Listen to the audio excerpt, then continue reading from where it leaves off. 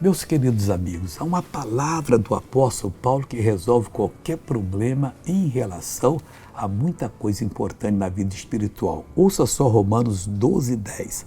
Amai-vos cordialmente uns aos outros com amor fraternal. O que é o amor fraternal?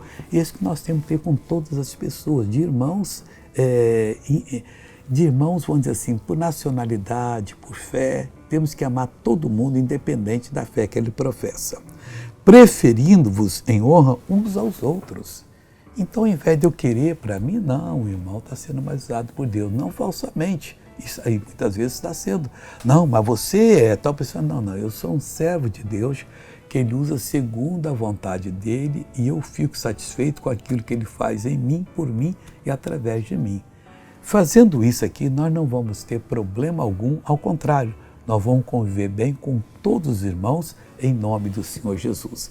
Veja essa pessoa que vai dar um testemunho, examine esse testemunho e eu já volto. Dor na perna, no joelho, assim, não poder caminhar quase. Há quanto tempo?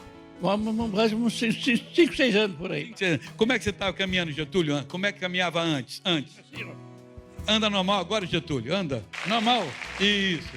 Vai em nome de Cristo. Vamos orar agora? Oh, meu Deus amado, meu Pai querido, eu oro por essa pessoa que precisa tanto da tua ajuda e ainda não conseguiu.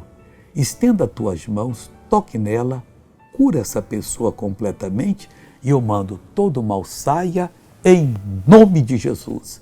E você diz amém? Deus te abençoe e bom dia, tá?